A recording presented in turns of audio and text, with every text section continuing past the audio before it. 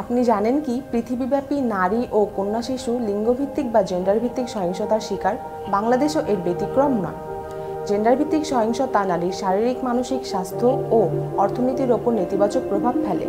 মেয়েদেরও ছেলেদের মতো বেঁচে থাকার অধিকার, সুরক্ষার অধিকার এবং কোনো কিছুতে অংশগ্রহণের অধিকার রয়েছে। লিঙ্গভিত্তিক সহিংসতা দূর করতে হলে জেন্ডার ভিত্তিক শিক্ষার প্রসার ঘটাতে হবে। প্রচলিত শিক্ষা ব্যবস্থার পাঠ্যপুস্তকে জেন্ডার ভিত্তিক শিক্ষাকে প্রাধান্য দিতে হবে এবং সামাজিক কুসংস্কারের বিরুদ্ধে লড়াই করতে হবে। পরিবারের সমাজের লোকজনের মধ্যে গণসচেতনতা সৃষ্টি করতে হবে।